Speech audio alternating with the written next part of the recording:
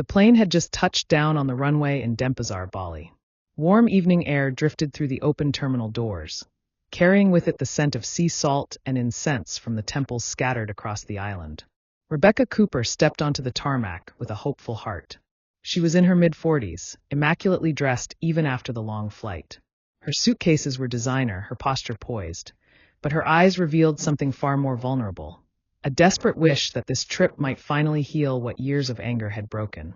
Behind her walked Nancy, her daughter, headphones on, phone clutched tightly, barely looking up at the palm trees swaying in the humid night. At 19, Nancy was striking but hardened, her eyes sharp with teenage defiance. She had agreed to this trip, but not with enthusiasm. Rebecca turned, forcing a smile. "Look at this, Nancy," she said, gesturing at the glowing horizon where the last hints of sunset painted the clouds gold. "Isn't it beautiful? Just imagine, a week here, just the two of us." Nancy slid one earbud down. "Yeah, it's fine," she muttered before focusing back on her phone. The words stung. Rebecca tried to hide it, but the silence between them stretched wide. For years, conversations had ended this way, Rebecca trying, Nancy retreating. But this time, Rebecca promised herself, would be different. As their driver escorted them through winding roads lined with rice fields and shrines draped in marigolds, Rebecca stared out the window, trying to picture the week ahead. She imagined lazy mornings by the pool, long walks by the beach, perhaps even a late-night talk where Nancy might finally open up. She held on to that hope like a lifeline. Nancy, on the other hand, scrolled through her messages with a sly smile. She wasn't thinking about her mother. She was waiting for a reply from someone else entirely, Ray Jack. The car pulled up to the resort, a lavish property perched at the edge of the ocean. Staff greeted them with flower garlands and chilled towels. To an outsider, it looked like the perfect start to a tropical getaway. Rebecca looked at Nancy, trying once more. "This is it. A new beginning. Just you and me." Nancy forced a thin smile and slipped her phone into her pocket. But inside, she was already planning something far darker than her mother could ever imagine. The vacation had begun. But for Rebecca, it would be the last she would ever take. Years before Bali, the Cooper household had already begun to crumble. Rebecca and Andrew Cooper had once been the picture of stability. They met in college. She was ambitious, full of drive, always the one staying late in the library, planning her future. He was calm, steady, the kind of man who believed life was meant to be lived in moments, not deadlines. At first, they balanced each other. Rebecca climbed the corporate ladder with Andrew cheering her on, while he grounded her, reminding her to slow down. They bought a modest house in the suburbs, planted a garden, and welcomed Nancy into their world. For years, Rebecca believed she was doing everything right. Long hours, constant work trips, endless board meetings. All sacrifices made to secure a future for her daughter. But to Nancy, it wasn't security she saw. It was absence. Andrew became the parent who dried her tears after nightmares, who sat with her through science projects, who cheered at every soccer game. Rebecca missed too many of those moments. And when the cracks in the marriage deepened, Nancy noticed. She remembered the night her father packed his bags. The sound of drawers slamming, the low murmur of arguments behind closed doors. She was 15, standing at the top of the stairs, watching the only family she had ever known split apart. "Dad," she whispered, her voice trembling. Andrew turned, suitcase in hand, eyes heavy with defeat. He knelt in front of her, forcing a small smile. "It's not your fault, sweetheart. I love you." But Nancy barely heard him. Her gaze was fixed on her mother, standing in the doorway, arms crossed, tears streaking her face but refusing to fall apart. To Nancy, it was clear. Her father was leaving because of her mother. And from that moment on, the resentment grew like poison. Rebecca tried to explain. "Marriage is complicated, Nancy. Your father and I." But Nancy didn't want explanations. She wanted her family whole again. And in her teenage mind, only one person was to blame. By the time she turned 16, the fights with Rebecca were constant. Shouted accusations, slammed doors, silence that lasted for days. Nancy skipped classes, sneaked out late at night, surrounded herself with kids who thrived on chaos. Rebecca tried everything, grounding her, taking away privileges, even enrolling her in therapy. But every attempt only drove Nancy further away. "You don't know anything about me, Mom." Nancy screamed one night, slamming her bedroom door so hard the frame shook.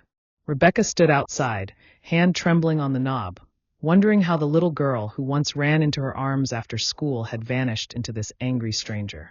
The fracture between them was deep. And as the years passed, it became clear. This wasn't just a mother and daughter who disagreed. This was a bond unraveling. And though Rebecca refused to give up, Nancy had already chosen someone else to lean on. Someone her mother despised. The drive from the airport to the resort was a postcard come to life. Rice terraces carved into emerald hills, shrines wrapped in cloth with incense drifting skyward, scooters buzzing through narrow streets. To most travelers, Bali was paradise.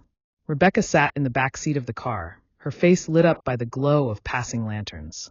She clutched her phone, scrolling through a list of excursions she had planned. Snorkeling, temple visits, a spa day. Everything carefully chosen to remind Nancy of simpler times, when vacations meant laughter instead of silence. Beside her, Nancy pressed her forehead to the window, earbuds back in place. The music drowned out her mother's voice, but her mind wasn't really on the songs. She was waiting for a reply to the last message she'd sent before takeoff. Landed. She has no idea. The phone buzzed. A notification flashed across the screen. Ray. Her lips curved into a faint smile, one Rebecca didn't notice. The car pulled into the resort just as twilight settled. The property was sprawling, with open-air villas surrounded by lotus ponds and palm trees. Staff greeted them with chilled towels and garlands of frangipani flowers. Tourists lounged by infinity pools, sipping cocktails, oblivious to the darkness that would soon shadow this paradise. Rebecca inhaled deeply, trying to absorb the peace of the place. "Isn't this beautiful, Nancy?" she asked, her voice bright with hope. Nancy shrugged. "It's fine," she muttered, already pulling out her phone. Rebecca's smile faltered, but she didn't press. She told herself patience was key. Maybe tomorrow would be better. Maybe the ocean, the sun, and time away from home would soften her daughter's heart. The first few days seemed promising enough. Photos captured the illusion of reconciliation. Mother and daughter laughing over seafood dinners by the beach, lounging side by side on pool chairs, even posing arm in arm against the backdrop of a glowing sunset. Rebecca emailed a few of the pictures to friends back home. "It's working," she typed optimistically. "We're finally finding our way back to each other." But the camera lied. Behind every smile was tension. Nancy kept glancing at her phone during meals, slipping away to take calls late at night. When Rebecca asked, the answers were always the same. "Just my friends, Mom. Relax." Rebecca tried to believe it, but unease gnawed at her. She could sense a distance that paradise couldn't erase.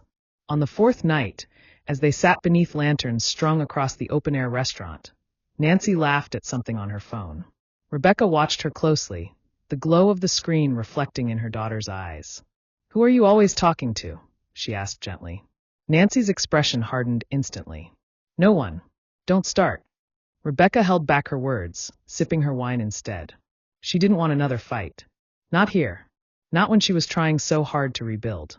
But deep down, she feared what every mother fears, that she was already too late. What Rebecca didn't know was that someone else was already closer than she imagined. Someone she had tried to keep out of Nancy's life. Someone who was on his way to Bali. And when he arrived, paradise would never be the same. Long before Rebecca booked the Bali trip, another plan had already been forming. One that had nothing to do with reconciliation. Nancy Cooper had been keeping a secret. His name was Ray Jack. She met him when she was just 17. He was older, with a rough charm that her mother immediately distrusted. Tattoos up his arms, a sharp grin that could turn cruel in a heartbeat, and a habit of living on the edge. To Nancy, he wasn't just a boyfriend. He was rebellion, freedom, escape. Ray made her feel understood in ways Rebecca never did. Where her mother demanded responsibility, Ray promised freedom. Where Rebecca set rules, Ray laughed them off. He was everything her mother hated, and that made him irresistible. Rebecca saw through him from the start. She tried to warn her daughter. "Nancy, he's not the right guy for you. He's reckless. He'll drag you down." But Nancy's reply was always sharp. "You don't know him, Mom. You don't know me. You never did." Every warning only deepened Nancy's defiance. She clung to Ray more tightly, convinced he was the only person who truly cared. So when Rebecca surprised her with the idea of a mother-daughter trip to Bali, Nancy smiled sweetly and agreed. But secretly, she had already decided, Ray would come too. She began siphoning money from her mother's account weeks before the flight. Small amounts at first. $200 here, $300 there. careful enough that Rebecca wouldn't notice right away. Piece by piece, she built up enough to cover Ray's ticket. One late night, in the blue glow of her phone, she messaged him. "You're coming with me." He replied within seconds. "How?" "Don't worry. I'll handle it. She'll never know." By the time Rebecca was packing her dresses and sandals into neat little suitcases, Nancy had already secured Ray a seat on a flight and booked him a cheap room at the very same resort. It was perfect. On the surface, Rebecca thought she and her daughter were embarking on a journey of healing. In reality, Nancy was setting the stage for betrayal. From the moment they landed in Bali, Nancy kept Ray in the loop. Text after text, call after call. She slipped away during dinners, excused herself during poolside afternoons, and locked herself in the bathroom at night, whispering into her phone while Rebecca slept. On the second evening, while Rebecca showered, Nancy stood by the window, speaking quietly into her phone. "She has no idea," she whispered, her eyes fixed on the horizon. "I booked your room. It's just a few doors down. We'll figure it out when you get here." Ray's voice was low and steady on the other end. "Good. Keep her calm. I'll handle the rest."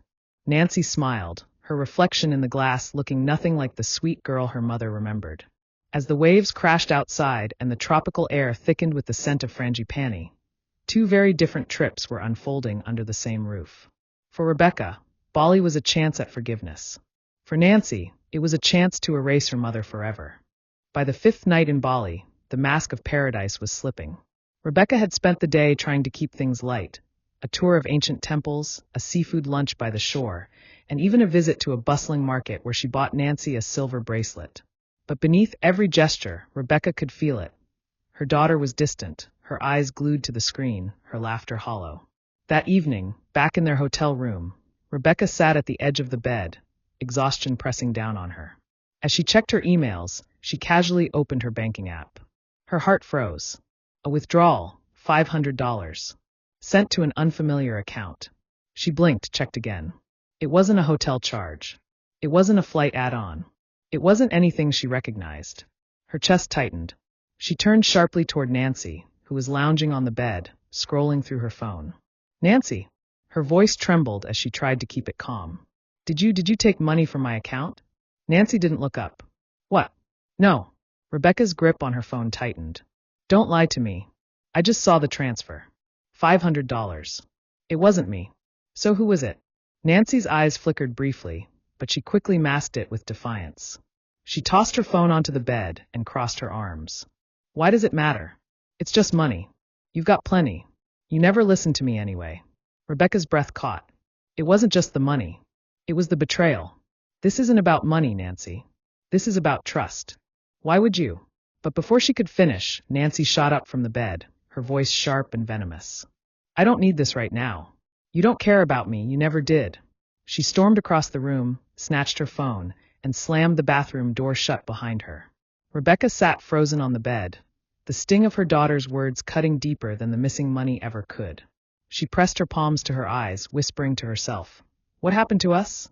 When did I lose her?" On the other side of the door, Nancy's fingers flew across her phone screen. The anger in her heart pulsed into every keystroke. "She knows. Do it now." The reply came almost instantly. "Understood." Nancy stared at the words, her breathing slowing, her face hardening. Outside, Rebecca knocked softly on the door. "Nancy, please. Whatever it is, we can fix it. Just talk to me." Silence. Then the faint sound of keys clicking again. Rebecca leaned against the wall, her stomach knotted. She thought her daughter was texting friends, venting teenage frustration. She had no idea that Nancy's messages were setting the final stage for her own death.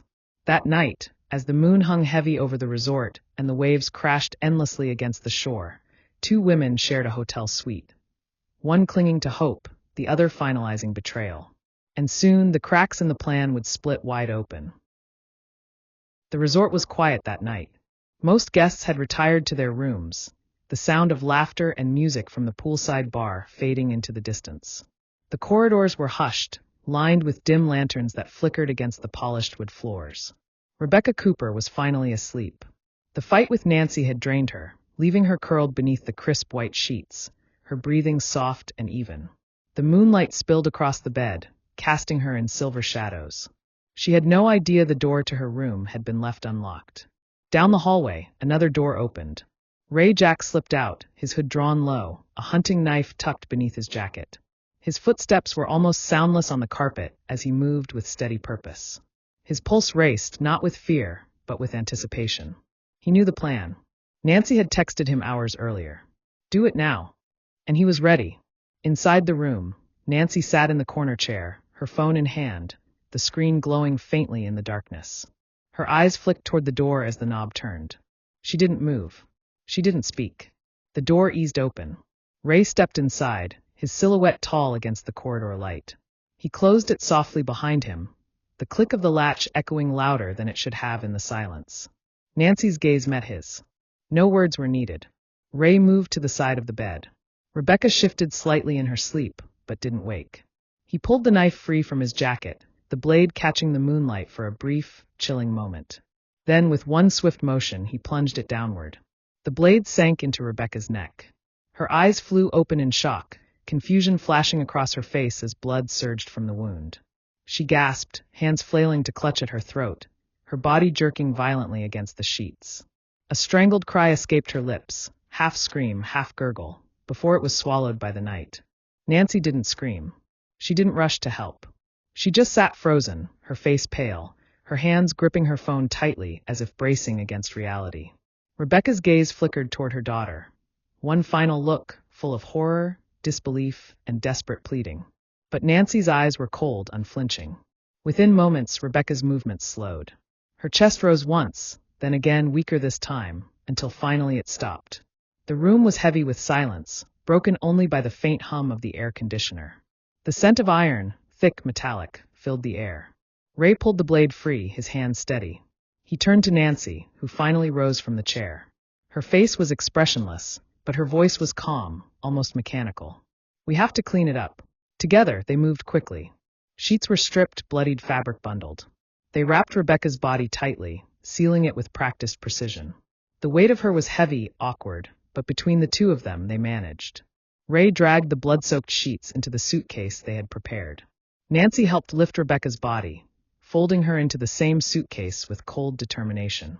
It was gruesome, the lifeless body of the woman who had once cradled Nancy as a child now bent and contorted to fit inside the confined space. The zipper strained as Ray pulled it shut. The sound was final, cruel. Nancy stood back, staring at the suitcase. Her chest rose and fell, but she didn't cry. Not even once. Rebecca Cooper was gone. And now, the only thing that mattered was getting away with it. The sun was just rising over Bali, painting the sky with streaks of orange and pink. In the hotel corridors, the morning bustle had begun. Staff carrying trays of breakfast, tourists heading toward the beach. The world moved as if nothing had happened. But in room 304, a very different scene was unfolding. Nancy stood over the suitcase, her hands trembling slightly as she pressed the zipper down, sealing away the gruesome secret inside. The bag was heavier than it looked, the fabric bulging unnaturally. Even so, she forced herself to take a steadying breath. Ray tightened his grip on the handle. His knuckles whitened as he muttered, "Keep calm. Just act normal." Nancy nodded, forcing a practiced smile onto her lips. Together, they opened the door and wheeled the suitcase into the hallway. The wheels bumped and rattled over the polished floor, every sound amplified in Nancy's mind. She could almost feel the weight of her mother pressing against the handle, dragging behind her like a shadow she couldn't escape. Down the hall, into the elevator. A few other guests stepped in with them, chatting casually about their plans for the day. Neither Nancy nor Ray spoke.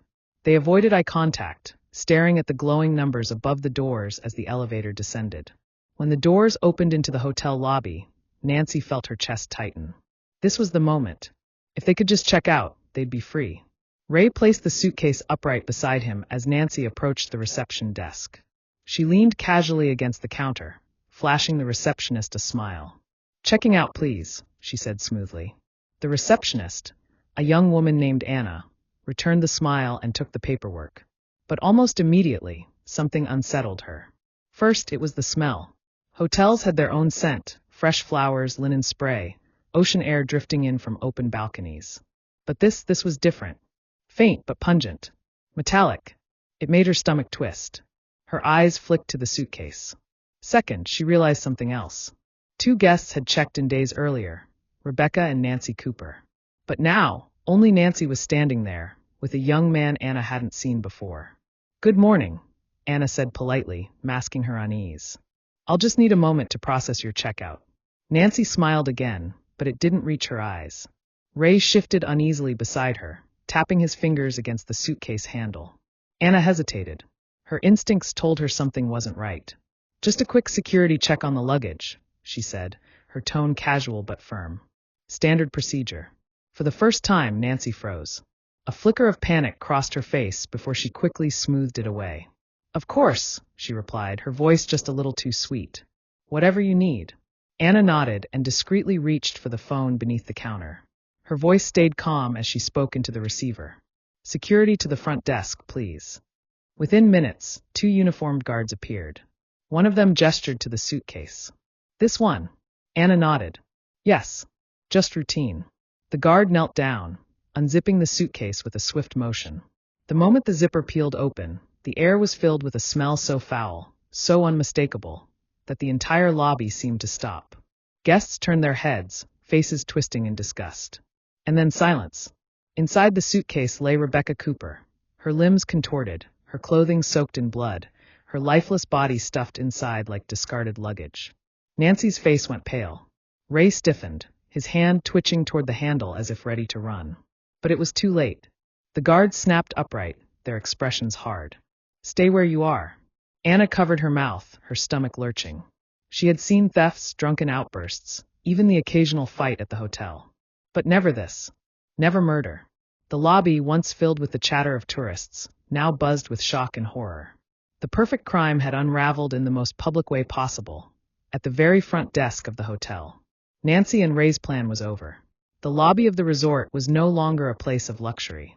The fountain gurgled, tourists whispered in hushed tones, and the scent of frangipani flowers had been overtaken by something far darker, the iron tang of blood lingering in the air.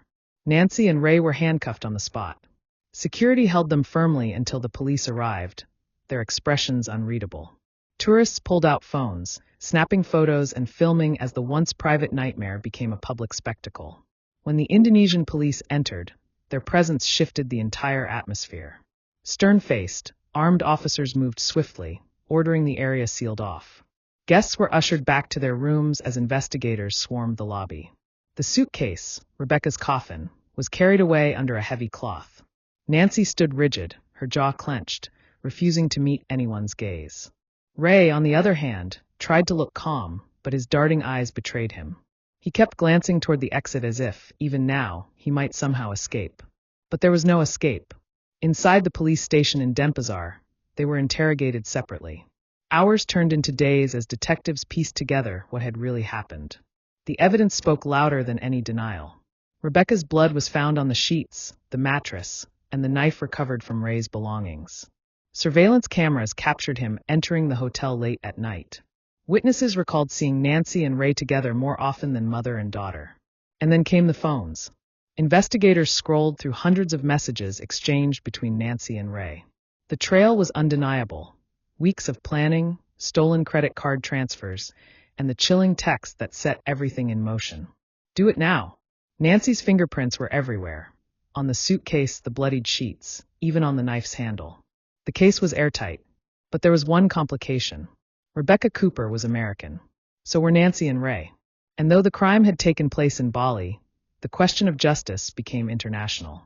Indonesian law allowed harsh sentences, even the death penalty for certain crimes.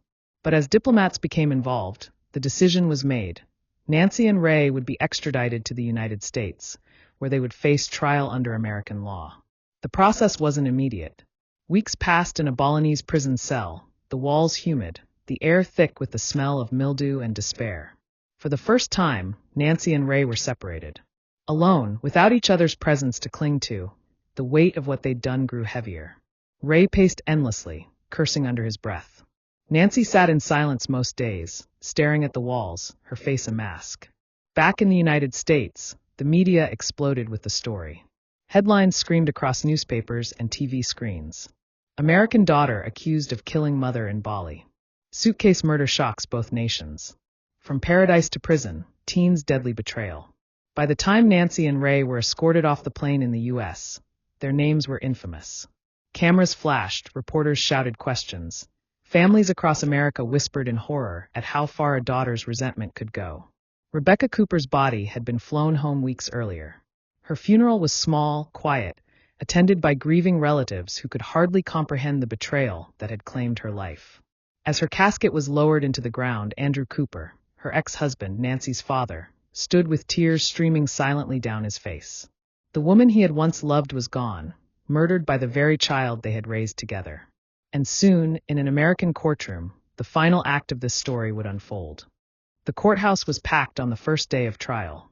Reporters lined the steps outside, their cameras flashing as Nancy Cooper and Ray Jack were escorted in, wrists cuffed, faces expressionless.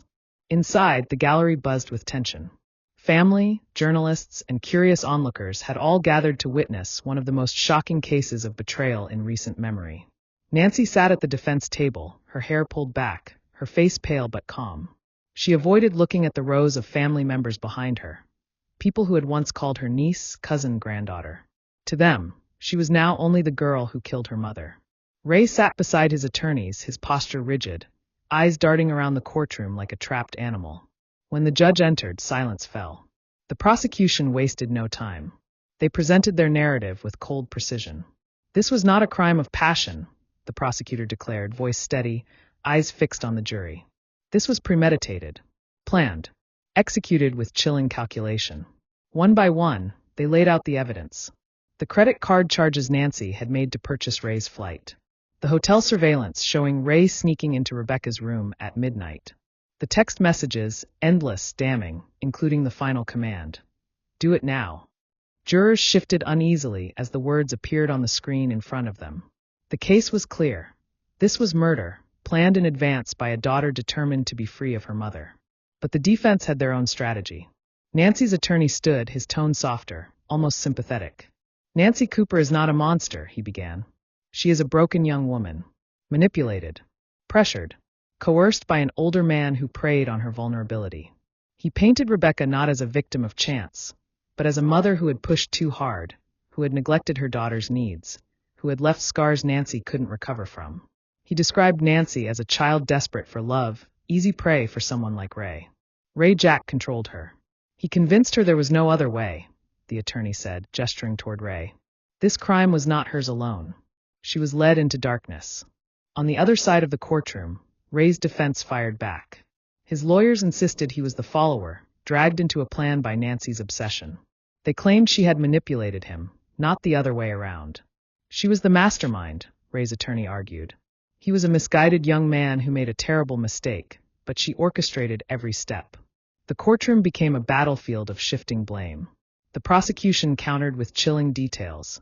Nancy's steady demeanor during the killing, her refusal to cry, her cold assistance in packing her mother's body into a suitcase. They reminded the jury that Nancy hadn't acted under duress. She had given the order. Witnesses testified about Rebecca's love for her daughter. Old friends spoke of how Rebecca had only wanted to mend what was broken. Andrew Cooper took the stand, his voice breaking as he described the woman Rebecca had been, and the devastation of losing her in such a brutal way. At one point, the prosecutor turned directly to the jury. Ask yourselves this. What kind of daughter sends a message? Do it now, knowing that those 3 words would end her own mother's life. That is not the act of a manipulated child. That is the act of a killer. Nancy kept her eyes lowered throughout, her face unreadable. No tears. No apologies. Just silence. Ray, however, shifted constantly, his jaw tight, his eyes flashing when the texts were read aloud. He looked less like a victim and more like an accomplice who had run out of excuses. For weeks, testimony unfolded, psychologists, digital experts, hotel staff, family members. The jury listened as both sides fought to twist the narrative. Was Nancy a victim? Or was she the architect of betrayal? Was Ray a puppet? Or was he an eager conspirator? The truth, perhaps, lay somewhere in the middle. But the law would not allow gray areas. The jury would have to decide, guilty or not guilty. As closing arguments ended, the courtroom was heavy with anticipation. Families clutched tissues. Reporters scribbled furiously. And at the center of it all sat Nancy Cooper, the daughter who had turned her mother's love into her weapon. The verdict would come soon. And with it, the final chapter of betrayal. The courtroom was silent when the jury filed back in. Hours of deliberation had passed, but for those waiting, the attorneys, the families, the reporters, it felt like years. Nancy sat still at the defense table, her hands folded neatly in her lap. She didn't look toward the jury, nor did she glance at her father, who sat in the gallery with his head bowed, tears streaking his face. Ray shifted in his seat, his foot tapping nervously against the floor. The judge cleared his throat. Has the jury reached a verdict? The foreman stood, his voice steady but heavy with finality. Yes, Your Honor. We have. Every eye in the courtroom locked on the small slip of paper in his hand. On the charge of first-degree murder. Guilty. On the charge of conspiracy to commit murder. Guilty. Gasps echoed through the room. Some wept. Others whispered. But Nancy remained motionless, her expression unreadable, as though she had expected nothing less. Ray's head dropped into his hands. The judge's voice carried like a hammer striking steel. For the crime of first-degree murder, carried out with deliberate intent and without remorse, this court sentences Nancy Cooper and Ray Jack to life imprisonment without the possibility of parole. The words hung in the air, final and crushing. There would be no freedom, no second chance, no escape. Their lives would now be spent behind bars. Two young people bound forever by the crime that destroyed them. Andrew Cooper wept openly, clutching a photograph of Rebecca. To him, there was no victory in the verdict, no comfort in the sentence. Justice had been served, yes, but nothing could bring back the woman he once loved or erase the betrayal of the daughter they had raised together. Reporters flooded out of the courtroom to broadcast the verdict across the world. Headlines would declare it the end of the Bali Suitcase Murder trial. But for the families left behind, it wasn't just a story. It was a wound that would never heal. As guards led Nancy and Ray away, shackled and silent, Nancy turned her head slightly, just enough to glance at the courtroom gallery. Her eyes flickered over the faces there, stopping for the briefest moment on her father. For a second, it looked as though she might speak. A word, an apology, something. But then her gaze hardened again, and she turned away. The heavy doors closed behind her, the sound echoing like the end of a chapter. Rebecca Cooper was gone, buried beneath the earth she had once walked with hope. Nancy Cooper was gone too, swallowed by the prison walls that would confine her for life. A tropical paradise had become the stage for a crime so cold it shocked the world. A mother's love, a daughter's resentment, a boyfriend's reckless influence, all culminating in betrayal sealed inside a suitcase. And though the trial was over, the story lingered. Because behind every headline, behind every courtroom transcript, one question haunted everyone who heard it. How could a daughter do this to her own mother?